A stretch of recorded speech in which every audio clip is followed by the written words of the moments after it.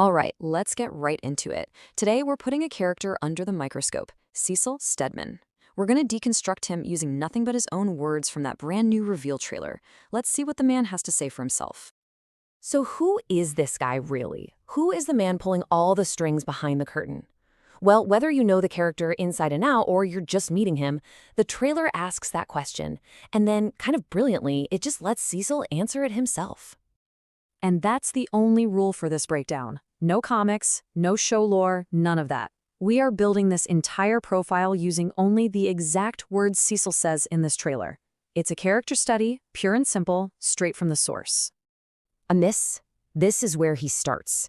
Not with some cool, calculated introduction or a spooky threat. Nope, he starts with just a raw, unfiltered blast of pure frustration. God damn it! This isn't a greeting. It's an outburst, and it's our first look into the mind of a guy who is at the absolute end of his rope. That outburst is the perfect jumping-off point for us. So, what could possibly push a man this powerful to his breaking point before the day has even really started? Let's dig in. And boom, there's our answer. Just listen to the words he chooses. Not heroes, not my team. Superpowered morons. That one line tells you everything you need to know. It shows this deep, simmering contempt he has for the very people he's supposed to be leading. He doesn't respect them. He's just so over them. And he keeps going, right? He paints this picture not of a spy master leading an elite team, but of a completely exhausted parent, always complaining and fighting amongst themselves, and leave me to clean up after.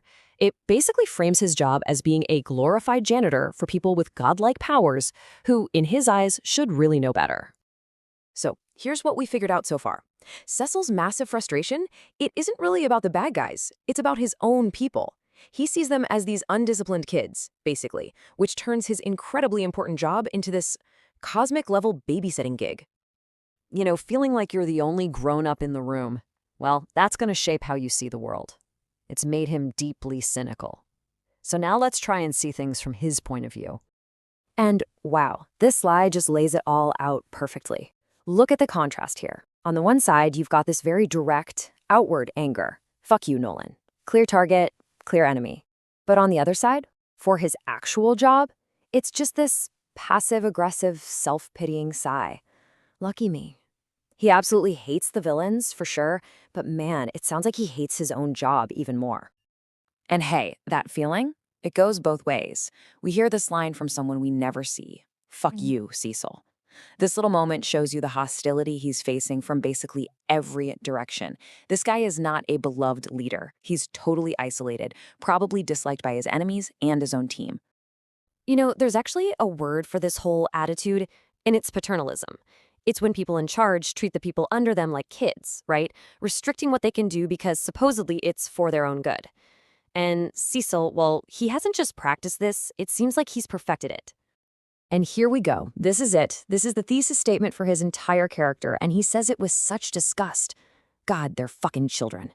This is the absolute key to understanding him. He doesn't see heroes or allies or even partners. He just sees a bunch of unruly kids who need his constant, strict, and totally thankless supervision to keep them from accidentally breaking the planet or his last nerve. Okay, but Cecil's more than just a guy complaining in a dark room, right? He is a man of action. So, let's shift gears. We've been inside his head, now let's see how all those thoughts and frustrations turn into commands on the battlefield. So how does he operate when things get real? Well, it looks like a simple 3-step playbook. Step 1, a little manipulation. That casual, gotta keep you on your toes, shows he kind of enjoys playing mind games. Step 2, he needs information. A blunt, who's in there? Tell me. He needs to know everything. And finally, step 3, execution. A cold, simple, do it. No discussion, no questions. Oof, this line right here, this says so much. My time is valuable. It's just dripping with arrogance, isn't it? It implies that everyone else's time, their problems, their lives, it's all secondary to whatever he has going on. In his mind, he has to be the center of everything because he's the only one he trusts to get the job done right. And you can hear that attitude in the field. It translates to just pure tactical efficiency. Listen to the rhythm of his commands. Gotcha. Go. Heads up. Stop right there. And then that chillingly casual sign-off. Put him to bed.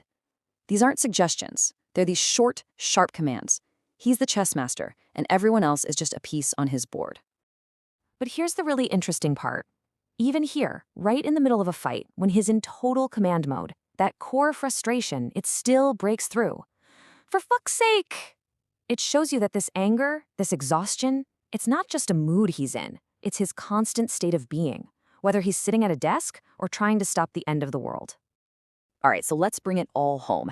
At the very end of the trailer, Cecil basically sums up his entire philosophy. It's one quiet, chilling statement that tells us everything we need to know. He says the line again, but the context here is what's so important. They're all children, Donald. He's saying this to someone he trusts, probably his number two. So this isn't an angry outburst anymore. This is just a calm statement of fact. This is his unwavering, condescending core belief about the very world he's sworn to protect. So, what's the takeaway? We can basically write out the Cecil Stedman doctrine. Rule 1, superhumans aren't assets, they're liabilities. Rule 2, control is everything, absolute control. Rule 3, the ends always justify the means. And Rule 4, he and he alone is the one adult in the room responsible for saving the world from everybody else, including its so-called heroes. Which really leaves us with just one big question, and this one's for you, the player. Based on everything he's just told us himself, is Cecil Stedman a friend? Or is he a warden? The trailer gives us all the evidence, but the game is going to make you pick a side.